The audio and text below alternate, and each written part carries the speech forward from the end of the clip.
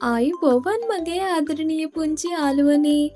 ඔන්න සිතුලි කාටුන් අපි ඔයාලට අදත් අරන් ආවා. ලස්සන කතන්දරයක්. අවුරුදු උදාවෙන්න තියෙන්නේ තව පොඩි කාලයයි නේද? ඉතින් අද කතාවත් යාළුවෝ ටිකක් හරි ලස්සනට එයාලගේ අවුරුද්ද සමරපු හැටි ගැන. කතාව ඉවර වෙනකන් ඉන්න. මෙයාලා කොහොමද එයාලගේ අවුරුද්ද සමරුවේ බලන්න. ලස්සන සතුටු වනාන්තරේ හැමෝම හිටියේ හරිම කලබලෙන්. මොකද තව පැය කිහිපයකින් මුළු ලෝකෙම සමරන අලුත් අවුරුද්ද උදා වෙන්නයි තිබුණේ. මේ වනාන්තරේ ජීවත් වුණු බොනී කියන පුංචි හාවා අනිත් අයට වඩා ගොඩක් උනන්දුවෙන් වැඩ කළා. මොකද බොනීට ඕනේ උනේ මුළු කැලේම තියෙන ලස්සනම ගෙදර එයාගේ ගෙදර කරගන්න. ඒ නිසා එයා උදේ ඉඳන්ම ගේ වටේට පාට මල් නිල් පාට මල් මාලා එල්ලගෙන ගේ ලස්සන කළා. බොනී කොච්චර කාර්යබහුල වුණාද කියනවනම් එයාට එයාගේ යාළුවෝ එක්ක කතා කරන්නවත් වෙලාවක් තිබුණේ නැහැ. එයා හිතුවේ එයාගේ ගේ ලස්සන වුණොත් විතරක් අලුත් අවුරුද්ද සතුටින් ගත කරන්න පුළුවන් කියලා. බොනී වේකින් මල් මාල හදන අතරේ පරණ කිලිටි ඇඳුමක් ඇඳගත්ත වයසක හිත්තෑවෙක් බොනීගේ ගේ ළඟ නතර වුණා.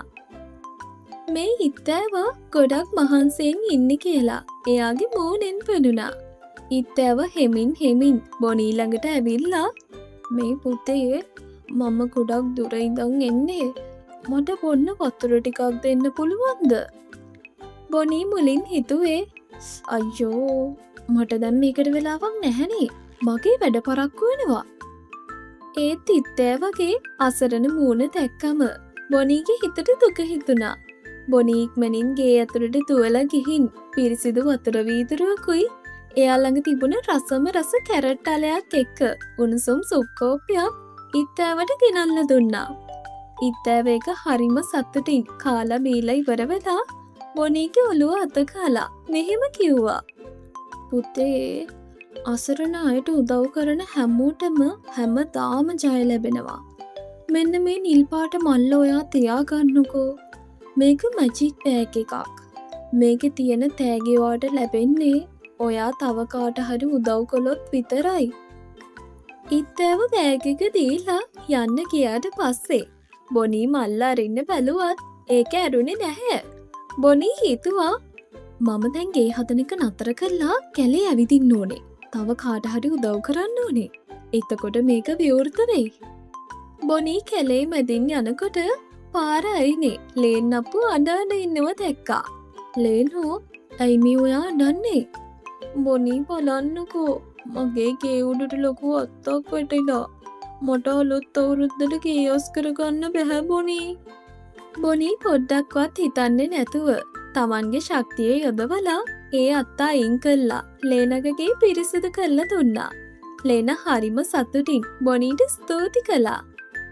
බොනී තවත් ඉස්සරහට යනකොට මඩ වගුරක හිර වෙලා හිටිය පුංචි කුරුළු පැංචා තනියම මඩෙන් ගොඩ එන්න බැරුව අඬ ඉන්නව දැක්කා.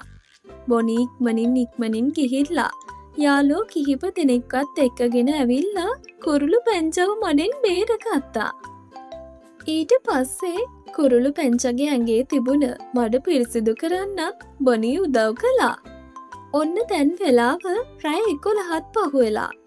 බොනීට එක පාරටම මතක් වුණා එයාගේ ගෙදර තවම ලස්සන කරලා ඉවර නැහැ කියලා. බොනී හති තදා ගේ පැත්තට දිව්වා. අනේ මට මගේ ගේ ලස්සන කරගන්න බැරි වුණානේ. හැබැයි බොනී ගේ ළඟට එනකොට පුදුම හිතන දෙයක් වෙලා තිබුණේ. අර නිල් පාට මැජික් මල්ල රන්වන් පාටින් දිලිසි ඉබේම ඇරිලා ඒ ඇතුලෙන් ලස්සන විදුලි බුබුලු වැලක් ඇවිත් බොනීගේ ගේ වටේටම එතුණා. ඒ විතරක් නෙමෙයි බොනී උදව් කරපු ලේන් අප්පෝ කුරුළු පැංච වගේම තවත් යාළුවෝ ගොඩක් බොනීගේ ගේ ළඟට ඇවිත් හිටියා. ඒගොල්ලෝ හැමෝගෙම අතේ රසරස කෑම ජාති පළතුරු ගොඩක් තිබුණා. බොනී ඔයා අපිට උදව් කළා වගේම අපිත් ආව ඔන්න ඔයාගේ ගෙදර ලස්සන කරන්න උදව් වෙන්න. ඔන්න යාළුවෝ හැමෝම එකතු වෙලා විනාඩි කීපයකින් බොනීගේ මුළු වනාන්තරේම තියෙන ලස්සනම ගෙදර බවට පත් කළා. ඔන්න හරියටම රෑ 12 වුණා. අහසේ පාට පාට ගිනිකෙලි පත්තු වෙන්න ගත්තා. බොනීට දැන් තේරෙනවා තනියම ලස්සන වෙන්න හදනවට වඩා අනිත් අයට උදව් කළා හැමෝම එකතු වෙලා සමරන එකේ තියෙන සතුට.